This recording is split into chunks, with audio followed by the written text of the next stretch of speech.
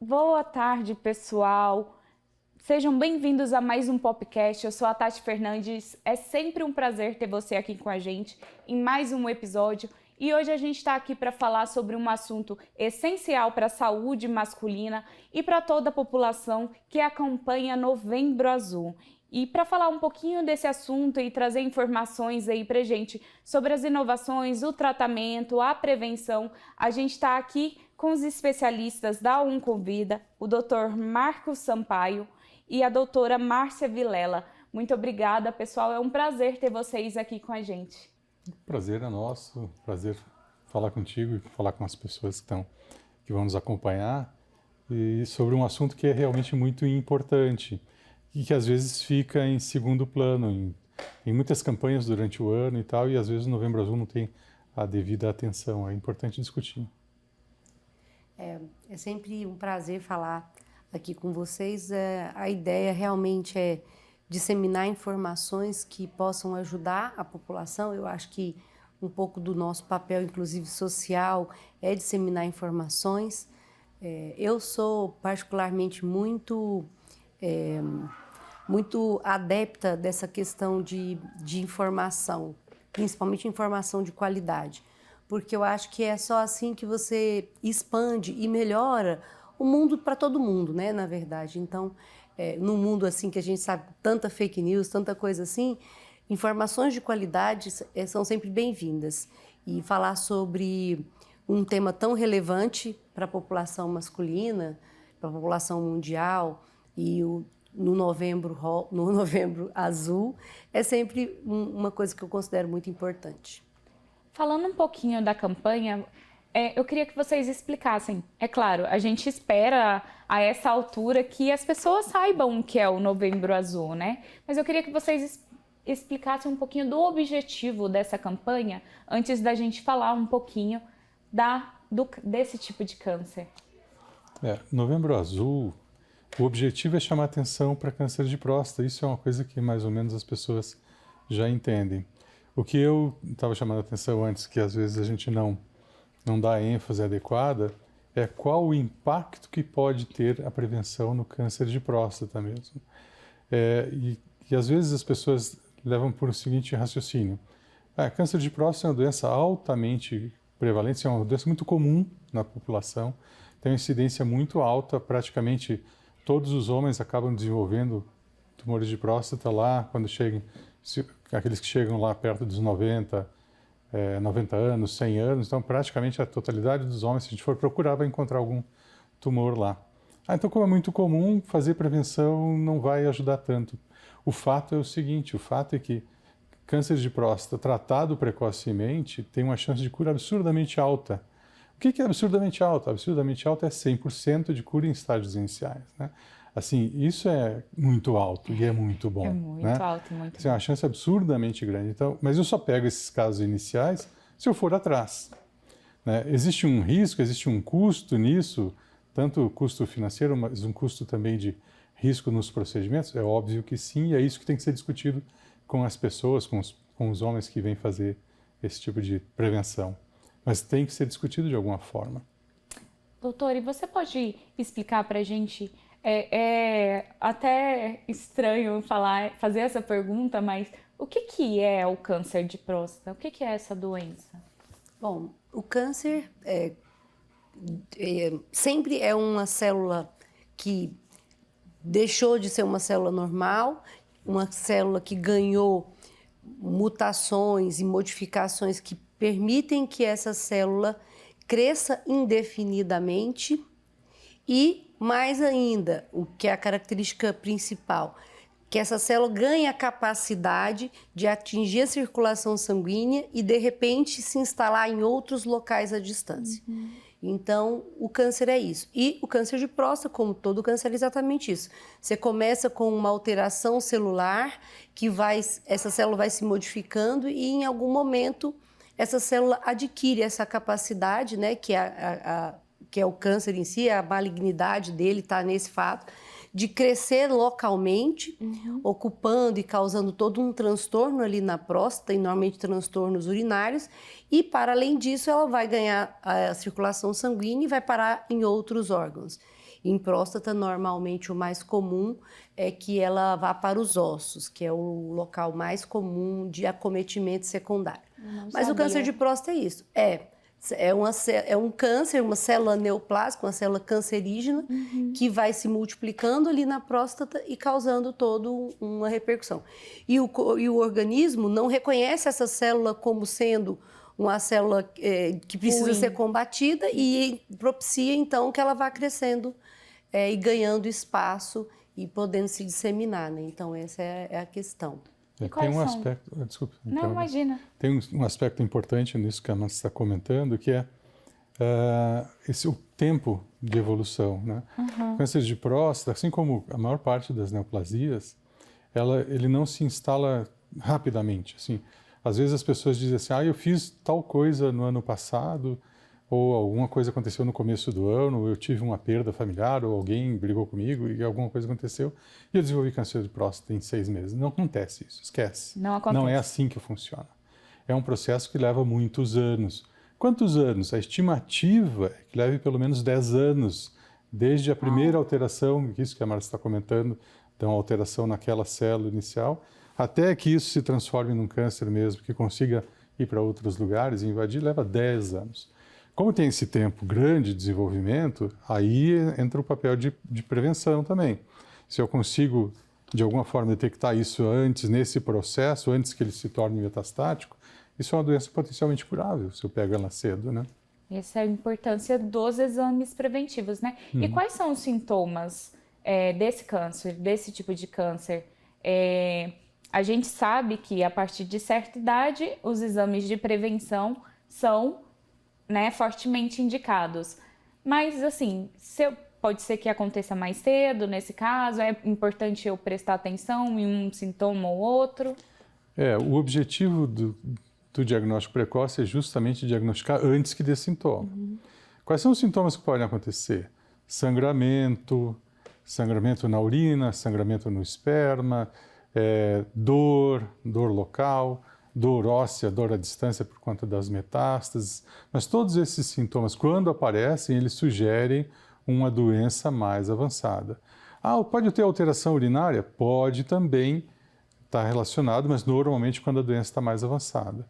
A doença da próstata que dá mais alteração urinária no homem e pode gerar dificuldade para urinar, infecção urinária e tal, é a hiperplasia prostática benigna, que é outra doença. Não tem nada, sim, não é o câncer de próstata, é outra doença.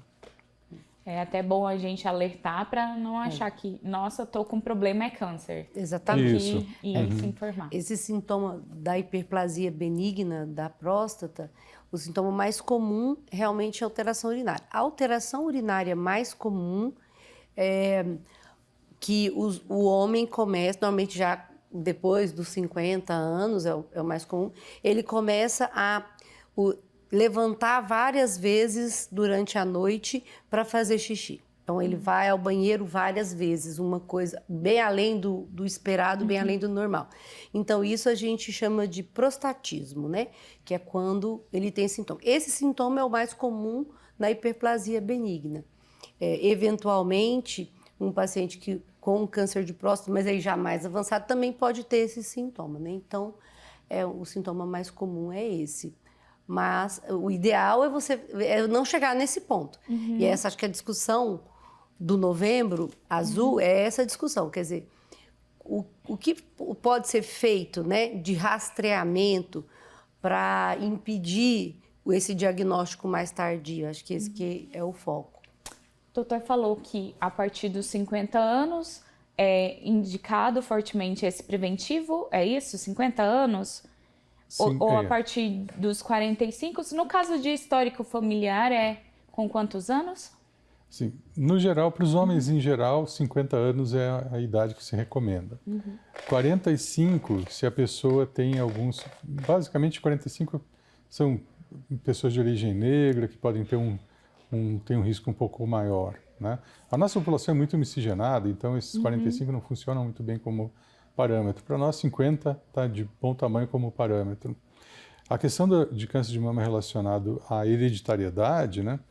Aí depende do histórico na família. Normalmente, são 10 anos antes do caso mais jovem, né? Então, se teve um pai lá com câncer de próstata aos 50, você vai ter que começar aos 40 anos fazer algum tipo de rastreamento.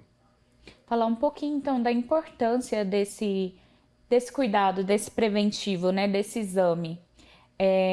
A gente sabe que, infelizmente, quando a gente fala desse assunto, dos exames preventivos do câncer de próstata, é cercado de tabus, né? A gente enfrenta aí algumas dificuldades. Fala um pouquinho da importância de fazer isso, do porquê, doutor, que a gente tem esse mito, esse entrave em volta desses exames preventivos. Os homens têm normalmente muita resistência, né, por conta de fazer prevenção de câncer de próstata, eles já associam ao toque retal. Ao exame de toque. Ao exame de toque retal. E aí ficam incomodados com isso. Mas assim, é um exame banal de consultório, simples, né? Qualquer médico faz isso. Normalmente a recomendação ele é tanto melhor quanto mais experiente for o médico, por exemplo. Funciona melhor se um urologista faz esse toque retal, porque ele faz isso muito frequentemente para conseguir detectar câncer de próstata e avaliar a próstata em geral para outros problemas. Então, o ideal é que seja avaliado por um urologista a partir dessa idade de 50 anos. Junto disso, tem o exame, a dosagem de PSA, que daí já é uma dosagem do sangue, é um procedimento muito mais tranquilo de fazer, né? Sim, e a recomendação é fazer a partir dos 50 anos. Existe uma certa discussão a respeito de em quanto tempo eu tenho que fazer o exame. A recomendação, assim, se for possível fazer anualmente, óbvio que é melhor. Fazer uma dosagem só, ela é muito pouco eficiente. É importante fazer dosagens seriadas, porque eu consigo ver como está o comportamento disso. Então, fazer já ajuda? Óbvio que já ajuda, mas se eu fizer anualmente ou a cada 2 anos esse tipo de avaliação e tiver mais ou menos a evolução desses níveis de PSA, isso é muito informativo para o médico que está avaliando. E como que funciona, doutora, o exame de PSA? Então, o PSA é uma sigla que, em inglês, né, que é uma substância produzida especificamente pela próstata. Então, ninguém tem PSA a não ser os homens e os homens que não tiveram nenhum tipo de cirurgia. Isso é importante porque as pessoas se referem ao PSA como um marcador. E realmente ele é um excelente marcador, porque dos marcadores conhecidos, é um marcador muito específico. Então, se você tem um PSA acima dos níveis normais, tem alguma alteração na sua próstata. Não necessariamente vai ser câncer, pode ser uma hiperplasia, mas necessariamente você vai ter valores além dos valores normais. A questão é que o PSA, ele é variável, conforme a idade, né? Conforme o tamanho da próstata. Nos indivíduos acima de 50 anos, existe uma tendência natural dessa próstata estar um pouco mais aumentada, então, em função disso, o PSA vai ser um pouco mais elevado. Mas, de qualquer jeito, a importância do exame, ele tem os parâmetros normais, né? Esses parâmetros normais têm que ser respeitados, mas precisa o que o Marcos disse. Não basta estar dentro do normal, você tem que ter uma avaliação na sua faixa etária, no volume da sua próstata e nos exames seriados, se aquele valor para você está ok ou se de repente já pode despertar algum tipo de suspeita. Então, é importante que um especialista, um urologista faça isso, é melhor do que um generalista, porque ele vai ter uma noção melhor de quando se preocupar ou não com relação aos níveis de PSA do paciente e até mesmo diagnosticar o mais comum, que é a doença benigna, né? Para além do PSA, existem outros métodos, outros exames que são somados a esses, No caso de suspeita, sim. Como prevenção mesmo, não tem nenhum exame que seja útil hoje em dia. Tem alguma coisa em estudo relacionando ressonância magnética, que é um exame que é muito caro hoje em dia e difícil de fazer, mas potencialmente é um exame interessante, que é mais ou menos a semelhança do que acontece com câncer de mama, né? Câncer de mama a gente faz o quê? Mamografia, ultrassonografia mamária. A ressonância está entrando em câncer de mama, também tem uma discussão se pode ser útil como prevenção. Aqui em próstata também, né? Pode detectar lesões menores, lesões pequenas e tal. Porque existe uma limitação no exame clínico. Na hora que o urologista vai fazer o exame de toque, ele não necessariamente consegue pegar lesões muito pequenas, né? E daí um exame de imagem poderia ser útil. Mas hoje, com os dados de hoje, não, é o toque mesmo, o toque retal e a dosagem de PSA. Então é importante, ressaltando novamente que, né, vamos fazer o PSA, o exame de toque, os dois somados, são ideais aí para essa prevenção. Exato. Certo? E, doutor, você me falou que se tiver histórico familiar, tem que prestar atenção, principalmente do caso mais novo. Vamos falar então um pouquinho dos fatores de risco? O histórico familiar é o que mais que são fatores de risco? Alimentação, obesidade, né? Sedentarismo, ingestão de bebida alcoólica nem tanto, não tem tanto impacto, mas tem impacto na saúde geral. Hereditariedade é um fator que a gente volta e meia lembra, mas eu gosto de chamar a atenção sempre do valor ao contrário. Assim, quantos % dos cânceres de próstata estão relacionados à hereditariedade? Mais ou menos o que há em câncer de mama, 10%, é mais ou menos o mesmo dado, né? Então, 90% não estão. O que a gente ouve muito, a gente vê muita gente falando assim, eu não tenho ninguém na família que tem câncer de próstata, então meu risco é baixo, então não preciso fazer prevenção. 90% dos casos são justamente nessa turma, né? Então, quando tem um fator familiar, é importante, até porque existem exames genéticos que podem ver por que está tendo isso e o que tem esse fator, qual é o fator envolvido aí, né? Mas a maior parte dos casos, na verdade, são o que a gente chama de cânceres esporádicos, são aqueles que não são hereditários. O número é grande, é surpreendente, né?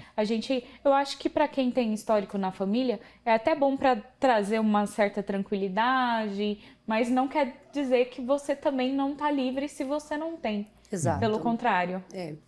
O câncer de próstata, assim como outros cânceres, né, que a gente até comentou isso no anterior, assim, é importante a gente dizer isso, né? Normalmente você tem uma pequena porcentagem de cânceres, e em próstata também é assim, que tem um fator hereditário preponderante e a maioria esmagadora de casos aonde não tem esse fator hereditário preponderante. Você vai ter o quê? Uma doença multifatorial. Então, volta de novo naquele assunto. Quer dizer, a obesidade é um fator de risco para qualquer câncer, para a próstata não é diferente, né? O etilismo é um fator de risco também. Em próstata a gente não sabe exatamente o quanto, né? Mas todo esse estilo de vida, o sedentarismo, a obesidade, são fatores de risco. E para a próstata não vai ser diferente, vai ser exatamente a mesma coisa, né? Doutora, e tem alguma coisa que é fator de risco para essa doença, para os cânceres em geral, que as pessoas não costumam falar, que as pessoas não costumam lembrar? Eu pergunto porque a gente teve, né, um grande aumento, se fala que houve um grande aumento recentemente por causa do uso do cigarro eletrônico. Existe mais alguma coisa assim que é novidade ou que ainda está sendo estudado? O motivo tem algumas questões aí. Existe um aumento em geral dos cânceres, existe um aumento em geral. Não só câncer de próstata, que está aumentando a incidência mesmo, mas tumores de intestino e tal. E tem um bocado de estudos tentando justamente saber o porquê disso. Aparentemente está muito relacionado a hábitos de vida mesmo. A gente supõe, mas não tem prova disso, é que coisas como alimentação, alimentos industrializados, conservantes, esse tipo de coisa estejam exercendo algum impacto, além de sedentarismo e obesidade, que são epidêmicos hoje também, né? Então, são esses fatores, mas são difíceis de quantificar ali em casos específicos. Nesse caso, então, já que a gente falou dos fatores de risco, há alguma coisa que a gente pode fazer para talvez diminuir as chances? O que a gente pode fazer? Indo na linha do que o Marcos estava falando, tem uma coisa que esse fato em si tem vários estudos apontando para isso. O uso de alimentos ultraprocessados parece ser uma coisa comum. E dentre os alimentos ultraprocessados, e aí quando a gente fala de ultraprocessado, é aquela história que os nutricionistas sempre falam, né? O que é ultraprocessado? Por exemplo, uma salsicha. Existe um pé de salsicha? Não tem. Então, assim, a salsicha parece com alguma coisa, porque ela é feita de carne, não é?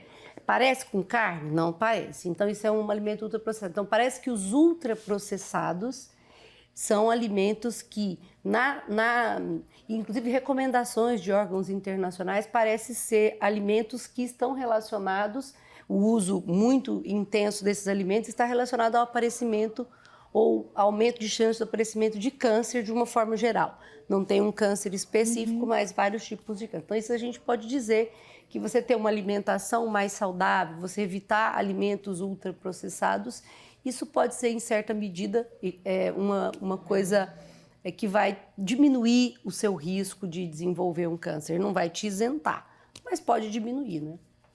Dr. Marcos e a doutora Márcia já participaram aqui com a gente no mês passado. Vocês podem procurar aí o vídeo sobre o câncer de mama. E na época vocês trouxeram aqui pra gente que não há como zerar essa possibilidade, né, de ter essa doença, o câncer. Infelizmente, todo mundo está suscetível, mas há como você aí diminuir essas chances. A doutora falou aqui sobre alimentação, o doutor falou sobre sedentarismo. E esse é um ponto também, doutor? Sim, para todos os tipos de câncer, na verdade, né? Assim, manter um certo nível de atividade física reduz o risco de câncer em geral, né? E eu sempre chamo a atenção até para os pacientes do consultório que, na verdade, tu não precisa virar um triatleta para ter esse tipo de prevenção. Se tu fizer atividade física regular, que sejam 5 vezes por semana, atividade de 30 minutos, uma atividade um pouco mais intensa, ou intercalar isso com caminhada, com musculação, o que você quiser fazer de atividade física.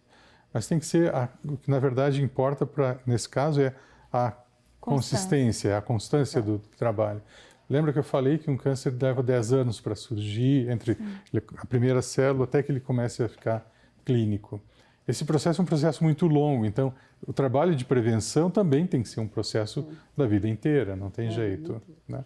Existe um fator de risco que a gente não tem ação sobre ele, mas que mostra muito bem na hora que a gente vê as curvas, mostra o impacto dele, que é o envelhecimento, né? Assim, não, quero dizer que não tem ação sobre ele, porque não tem como ficar mais novo, né? Então, vai acabar envelhecendo. Como as pessoas hoje vivem muito mais do que viviam antigamente, mais ou menos a semelhança de câncer de mama e muitos outros tumores, a gente vê um aumento do número de casos relacionados a envelhecimento mesmo. Então, esse ressalta simplesmente que esse é um cuidado para a vida inteira, né? Então, a pessoa tem que ter esse hábito de fazer algum tipo de atividade física, é um projeto para a vida toda. Para a vida toda. O câncer é uma doença degenerativa, né? E ele está nessa categoria, né? Tem doenças infecciosas, doenças genéticas e doenças degenerativas. Então, as doenças degenerativas, todas elas, e o câncer não é a única, tem várias outras doenças degenerativas, elas são degenerativas, ou seja, à medida que você vai envelhecendo, vai ocorrendo uma degeneração das células, dos sistemas, então abre a chance maior de você ter um câncer. Então, se a população mundial está ficando mais velha, então com certeza esse número vai aumentar, não é? Então isso é uma questão que é o fato, né? Quer dizer, todo mundo quer viver mais, quer viver melhor, mas é lógico que isso vai entrar ali no risco para desenvolver um câncer, só pelo fato de estar envelhecendo. A gente falou aqui, o doutor antecipou para a gente que as chances diagnosticado precocemente aí é praticamente 100%. Vamos falar então um pouquinho do tratamento, doutor. a chance de sucesso se você faz preventivamente e quais são as inovações que a gente tem hoje no tratamento de câncer de próstata? São duas perguntas aí, né? Então, diagnosticando mais cedo, nós temos uma possibilidade maior de cura. É isso que eu estava falando antes. Os dados mostram que realmente estágios iniciais, a chance de cura é absurdamente alta, assim, na faixa dos quase 100% ou 100% mesmo, dependendo do estágio da doença inicial ali. Sim, mas para esse paciente que tem doença inicial, basicamente o tratamento ele é o quê? Ele é cirúrgico, na grande maioria das vezes, ou quando não é possível fazer cirurgia, ele é radioterápico, né? Normalmente, e o que tem de novidade aqui são as combinações. Na verdade, o que vem em oncologia em geral é a interação entre as várias áreas, cirurgiões, oncologistas clínicos, que são a nossa área, e os radioterapeutas. Basicamente, são esses três que trabalham, né? O cirurgião, no caso de câncer de próstata, são os urologistas. Né? E aí junta o que a gente faz, que são hormonioterapia, quimioterapia, imunoterapia, várias terapias que a gente usa, em consonância com o que eles fazem lá da cirurgia e, eventualmente, com a rádio para aumentar essa chance de cura. À medida que o estágio da doença vai subindo, vai elevando, a gente vai tendo que combinar mais, né? Porque isso mostra resultados melhores lá na frente. Então, o que mudou nos últimos anos? Basicamente, tratamentos que a gente usava só para pacientes de doença mais avançada vieram para os estágios iniciais, aumentando a chance de cura para esses pacientes. É isso que tem acontecido. Tem surgido coisas novas em tratamento de doença avançada também? Tem surgido também. Imunoterapia tem chance em câncer de próstata, assim como em todos os tumores tem. Infelizmente, um contingente pequeno aí que vai ter possibilidade de benefício com imunoterapia, mas com respostas absurdamente boas, eventualmente, né? Como que é feito essa terapia? Imunoterapia é um tratamento que se faz com medicação na veia. Qual é o objetivo? O objetivo é aumentar a resposta imune contra a célula tumoral. Em próstata, ainda tem uso muito limitado, porque depende muito de algumas alterações genéticas que esse paciente precisa ter. Em outros tumores, já usa mais frequentemente. Pulmão, câncer renal, melanomas, a gente usa muito mais frequentemente isso. Mas o interessante desse tipo de tratamento é que ele desbloqueia a resposta imunológica do próprio tumor contra aquela célula tumoral e, eventualmente, faz com que desapareça as células tumorais. É um negócio bem interessante. Sim, é incrível. A medicina, a ciência, a tecnologia, somado a tudo isso, é incrível. E como que é a terapia de hormônio? Terapia, assim, uma coisa interessante em câncer de próstata, que também é um pouco semelhante com o câncer de mama, é que ele está muito relacionado à testosterona. No caso da mama, está relacionado ao hormônio feminino, estrogênio. No caso do homem, a testosterona. E o que se sabe de muito tempo é que, na hora que eu bloqueio essa testosterona, eu reduzo a quantidade de células tumorais. Existe uma relação de uma coisa com a outra. Como se a testosterona funciona como um estímulo para aquela célula da próstata continuar sobrevivendo e multiplicando. Na hora que eu tiro isso, melhora. Então, hoje tem mais de um jeito de bloquear isso, né? O jeito que a gente mais usa em tratamentos hoje é tratamento com injeção. Faz injeção a cada mês, a cada 3 meses, a cada 6 meses e faz um bloqueio desse hormônio. Junto disso, tem outros bloqueios que fazem um bloqueio um pouco mais aprofundado dessa sinalização da testosterona com comprimidos. Então, o que se faz hoje? Combina as duas coisas, né? Eu faço um bloqueio mais efetivo de toda a sinalização da testosterona com comprimidos e injeções, que a gente chama isso de hormonioterapia, né? Ouvindo tudo isso só dá mais esperança, né, doutor? É claro. E os tratamentos oncológicos, eles realmente melhoraram não só as modalidades de tratamento que já existiam e continuam existindo, mas modalidades novas, né, que vão surgindo ali ao longo do processo. A hormonioterapia é um exemplo de uma terapêutica bem antiga, inclusive. A gente só vai melhorando o jeito de usar ela, mas ela já é uma coisa, já é um conhecimento de longa data. O remédio que bloqueia o hormônio masculino, assim como que bloqueio hormônio feminino, é um remédio antigo, a gente já conhece há muito tempo. Mas você vai melhorando o jeito de usar. E aí vão surgindo medicamentos novos, né? Como a imunoterapia, por exemplo, ou esse outro medicamento que ajuda na modulação hormonal ali, no bloqueio hormonal, que a gente vai usando de maneiras diferentes ou novas ou mais prolongadas ou em concomitante com outras modalidades, e isso vai melhorando o resultado. Essa é uma questão muito empolgante dentro da oncologia clínica, que é exatamente isso, a questão de você ter uma visão sobre a doença, não só naquele momento do diagnóstico, mas o que fazer para aumentar a chance desse paciente se curar, ou, se não for possível, a chance dele viver mais e melhor por mais tempo. Então, essa visão da oncologia sobre todas as armas terapêuticas possíveis e a melhor maneira possível de utilizar essas armas que é um desafio constante, é fascinante e faz com que, inclusive, tenha essa impressão que às vezes o paciente fala para mim assim, mas o câncer aumentou muito. Eu falo, olha, talvez, com certeza, um pouco ele aumentou, mas o que aumentou mesmo é o número de pessoas que vivem com câncer e por muito mais tempo, ou que se curam de um câncer e são sobreviventes, né? Então, quando você fala sobre isso, então realmente o número de pessoas com câncer aumentou demais, porque não tem as que diagnosticaram e aquelas que você está tratando e aquelas que você curou. Então, é muito, muito fascinante você observar essa evolução do tratamento, né? É uma coisa incrível. Tem um aspecto interessante aí no ponto que a Márcia levantou, que é o seguinte, que é uma coisa que me ocorreu de ressaltar aqui. Nem todo paciente que tem câncer de próstata precisa de tratamento, né? Na verdade, e isso é uma coisa que às vezes as pessoas ficam um pouco, mas por quê? Mesmo? Por um motivo simples de entender. O câncer de próstata, ele é um tumor que muitas das vezes ele evolui muito lentamente. Lentamente, às vezes são muitos anos mesmo, isso é muito lento mesmo.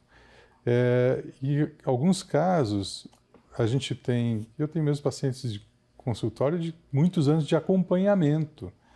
Por quê?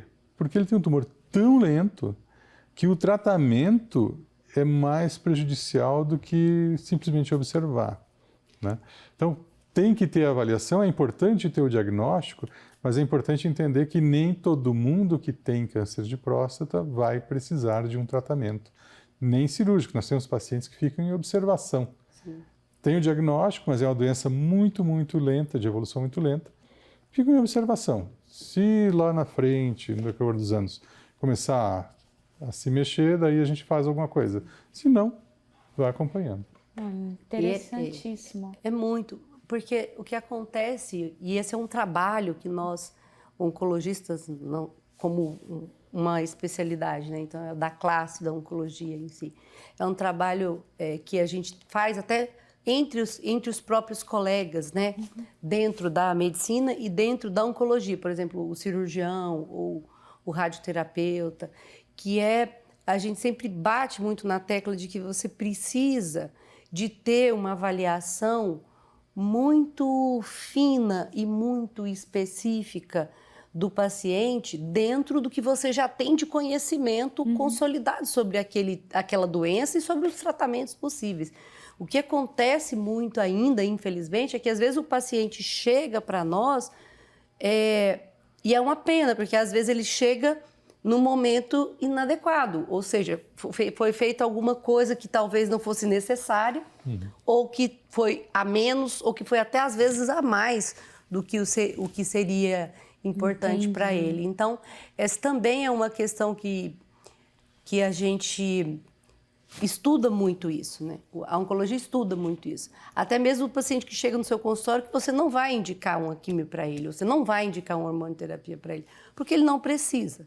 Então, essa é uma coisa que a gente também busca sempre colocar, que precisa ter uma visão ampla do paciente e da doença, um conhecimento o maior possível e o melhor possível antes de tomar uma decisão terapêutica mais acertada, né? Por isso que é essencial, não só a prevenção, mas, né, diagnosticou um bom Uma avaliação, apoio, uma exato. avaliação, e mesmo que não precise de tratamento, vai precisar do acompanhamento. Sim. Né? Exatamente. Seguramente. Essa preocupação em próstata é uma preocupação grande, porque é o risco do que a gente chama de supertratamento, né? Assim, tratar mais do que precisaria tratar. Um paciente que tem lá 75 anos, uma expectativa de ir a 85, mas desenvolve um câncer de próstata muito lento e tal. Já tem, por exemplo, um problema do coração, tem uma diabetes, alguma outra coisa, mas um câncer de próstata que é muito lento. Esse paciente provavelmente não se beneficia de tratamento algum na próstata. É melhor ficar só olhando, observando como vai evoluir e tratar se realmente aparecer algum risco maior. Mas se não, deixa, porque ele vai levar tanto tempo naquela evolução que fazer alguma coisa para ele aumenta o risco. Os procedimentos não são isentos de risco, embora o risco seja baixo. Assim, eu sempre brinco com o pessoal, não existe procedimento médico com risco zero. Então, eu vou fazer uma biópsia da próstata. Beleza, qual a chance de complicação? 2%. 2% não é zero. Né? Verdade. Tá, a maior parte não vai ter nada, eu sei, mas aqueles 2 lá vão se lembrar disso. Né? Sim, então, verdade, doutor. Então tem que se selecionar muito bem para ver com quem que a gente vai fazer. Por isso que é importante ter um acompanhamento assim, dentro de áreas especializadas. Acaba que a escolha é mais segura. Uhum. E aí, você me contando isso, eu pensei também no lado do efeito colateral do tratamento. O tratamento de câncer de próstata.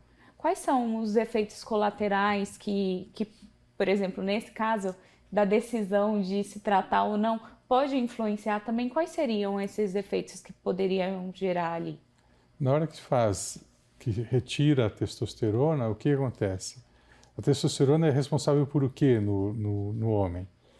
Ereção, né? Então perde a potência, eu tenho uma redução da potência significativa, tem uma redução da força muscular. Né? O homem tem um nível de testosterona normalmente muito mais alto do que as mulheres, né? E tem uma força muscular derivada disso. Então ele vai perceber essa perda de força muscular. Pode ter também mais ou menos a semelhança do que acontece com as mulheres, aqueles episódios de calorão e tal, como acontece na menopausa feminina? Pode acontecer mais ou menos a mesma coisa. Mas o que mais incomoda os homens normalmente é essa perda de potência e a redução de força muscular. Essa perda de potência, ela não é ad eterno, não é assim para sempre. Não é necessariamente. Porque eu operei, eu fiz o tratamento que não. serei impotente para sempre. Isso é uma boa pergunta.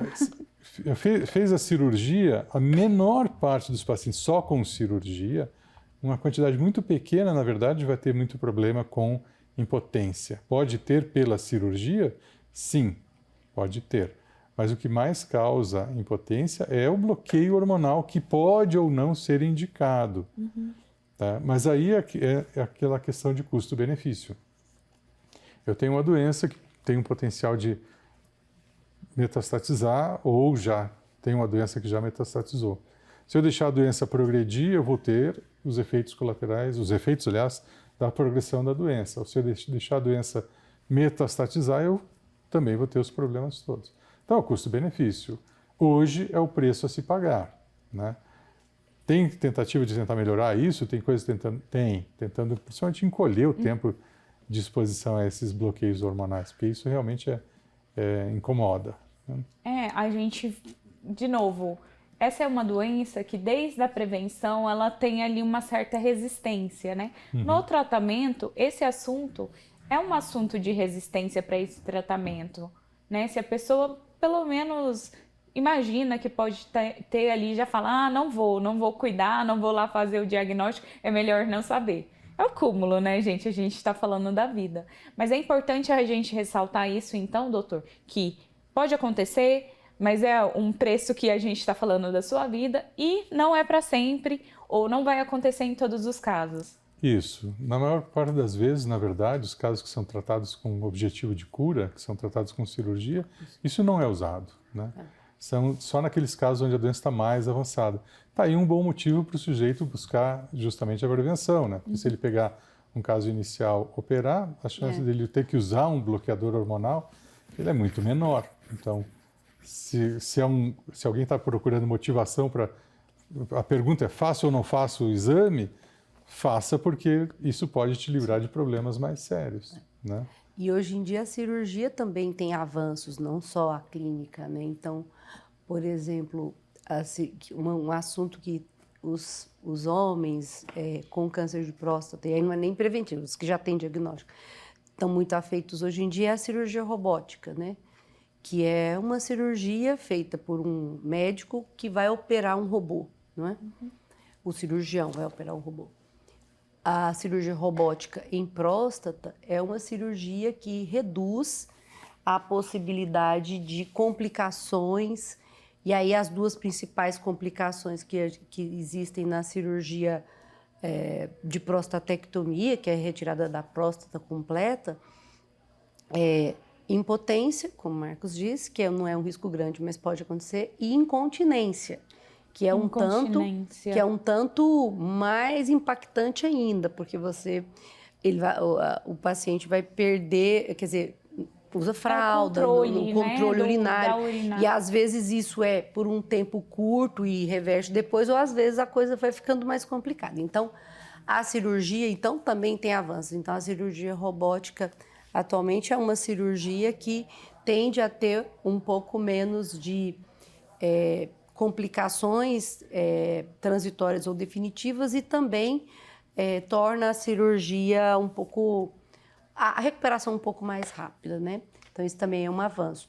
E se você tem um tumor inicial, obviamente que isso vai ser mais fácil, né?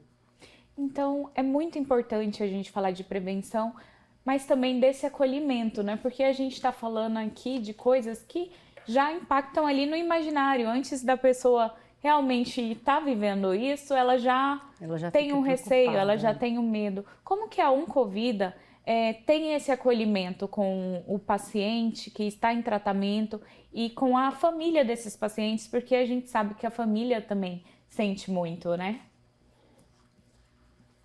Assim, o que eu acho que vale para todos, né, e para a próstata não é diferente. Eu acho que o grande caminho é dar ao paciente e à família autonomia, né? E autonomia é um conceito muito importante dentro da medicina como um todo e dentro da oncologia também. E você só tem autonomia na medida que você tem informação, que você tem diálogo, que você tem explicação. Então, é muito importante você ter uma boa orientação do seu paciente com relação a todas as possibilidades de tratamento ou de complicações ou o que pode se esperar do futuro. Então, acho que a grande chave para esse acolhimento acontecer é você ter um bom diálogo e uma boa conversa com o seu paciente, né? E que muitas vezes é uma coisa que no dia a dia da maioria das especialidades não tem nem tempo, né? É uma consulta de 15 minutos, é uma consulta de 10 minutos, de 20 minutos, que não chega nem perto do necessário. Às vezes é preciso ter muito mais do que uma ou duas consultas para que você possa esclarecer para o paciente e para a família todas as dúvidas que eles têm e as respostas que nós temos e aquelas que a gente também não tem, né? Então, essa questão interdisciplinar ou multidisciplinar, como quer dizer, é de fundamental importância. Até mesmo na hora de você comunicar isso para o paciente, é importante, porque eu já tive nesse meu tempo de carreira aí, eu já estou na Oncovida há muitos anos, até a maneira como você explica e informa para o paciente as questões da doença e do tratamento influencia no resultado e até mesmo na forma como o paciente vai se comportar, né? Porque ele vai passar por problemas relacionados à doença e ao tratamento, mas se ele entende que o que vai ser feito, por que vai ser feito e onde que a gente quer chegar com aquilo, a motivação dele é muito maior, né? Até mesmo para suportar eventos adversos que fazem parte do tratamento. Então, isso eu acho que é um diferencial muito importante. a aderência do paciente também, porque ele vai aderir muito mais se ele entender o porquê e até do ponto de vista psíquico ele vai se comportar de uma forma mais positiva, né? Que vai ser melhor para ele também. A gente tem que lembrar que cada coisinha vivida por uma pessoa vira uma carga e ela carrega aquilo ali para qualquer decisão, qualquer situação. Então esse apoio psicológico, esse acolhimento do próprio médico, de quem vai relatar, de quem vai tratar, é essencial, né, doutor? Principalmente quando a gente fala de uma doença que tem esse estigma aí por trás, como o câncer de próstata, que vem carregado de algumas coisas que a sociedade fala, não é para ser assim. E o homem não precisa ser forte o tempo todo, a gente já sabe disso, né? Sim. Melhorou, já tem melhorado com os anos, sabe? Eu já estou um bocado de tempo aí nessa área e já a resistência das pessoas era muito maior. Até de falar a palavra câncer, as pessoas não falavam, né? Hoje em dia elas conseguem lidar melhor com isso, tá? Mas ainda tem esses nichos que a gente precisa trabalhar melhor. Um bocado da questão do câncer de próstata tem a ver com essas questões dos próprios pacientes que têm um certo receio e ficam incomodados com o exame. Tem a questão do medo do tratamento, que te chamasse a atenção, que assim, o tratamento pode ter problemas, mas na verdade a menor fração dos pacientes tem realmente algum problema relacionado ao tratamento do câncer de próstata. A maior parte dos pacientes vão bem. Então é importante ir desmistificando isso, para as pessoas irem entendendo, né, e começar a se mexer um pouquinho mais cedo. Por isso a importância do Novembro Azul, dessa época. Sim. A gente tem que falar, gente, do ano todo, a gente tem que prevenir, né, pensar nisso o ano todo, mas essa campanha ela é essencial para, né, reforçar e ressaltar. E a Oncovida está, nesse momento, apoiando e vivenciando o Novembro Azul. Isso. O pessoal lembrar, né, assim, 50 anos acima, fazer avaliação com o urologista, fazer a dosagem de PSA, não ter medo dos exames, nada é ruim, ninguém vai sair estigmatizado por conta disso. Tem que fazer os exames, porque isso é muito importante. É isso, gente, eu tô caminhando agora para o final, porque a gente passa essa conversa aqui tão rápido, dá vontade, né, de vocês voltarem aqui todo mês, porque é tão gostoso e tem assunto para falar. E é tão legal eu tava assim, gente, escutando vocês, viva a medicina, que legal, tá evoluindo, né, a gente está conseguindo, porque realmente quando a gente fala de câncer é sofrido, é doloroso, mas ver, por exemplo, inovações, ver esse acolhimento, deixa a gente muito mais feliz. Então, para a gente finalizar, eu queria que vocês deixassem uma mensagem, cada um de vocês. Eu vou aqui falar de novo, doutora Márcia Vilela, da Oncovida, e doutor Marcos Sampaio, da Oncovida. Eu queria que vocês deixassem aí uma mensagem para quem está passando por essa situação, para quem está com medo de fazer o preventivo, ou para os familiares que também sofrem junto ali, que não sabem o que fazer. Uma mensagem, por favor, para cada um de vocês. A minha mensagem, eu acho que, em primeiro lugar, é sobre o Novembro, né, Azul. Então, para os homens, que eles realmente façam os exames de detecção precoce ou de prevenção, como queiram chamar. Porque isso é um diferencial muito grande. Isso vai curar muita gente mesmo. Para aqueles pacientes que já têm algum sintoma e estão com medo de até mesmo de fazer exames para ter um diagnóstico, não tenham medo, né? O medo, ele não é nem um pouco produtivo e todo paciente, mesmo depois de um diagnóstico de câncer, ele tem chances de se curar ou, em certa medida, de fazer um diagnóstico e ter um tratamento adequado e aquilo sim pode propiciar uma cura, por que não, né? Mesmo que a doença não seja tão precoce. E para quem já tem um familiar que está passando por isso, eu acho que você procurar se informar sobre o tratamento e sobre a doença do seu parente ou da sua própria doença é fundamental para você poder tomar decisões mais acertadas a respeito do que tem por vir ou do que você deve ou não fazer. Então, converse com o seu médico, não tenha medo. Eu acho que é natural ter medo, mas, como eu disse antes, você tem que olhar para frente, aonde você quer chegar e não aonde você está no momento. Então, olhar para frente e pensar onde você quer chegar e agir em prol de chegar naquele lugar acho que a mensagem principal para quem já tem o diagnóstico. Então, assim, não fique pensando no desespero atual. Pense que você tem condições de chegar em um lugar melhor. Então, você vai atrás disso, que com certeza vai conseguir de muitas maneiras, né? E a mensagem do pessoal, assim, vai um pouco em linha com o que a Márcia falou.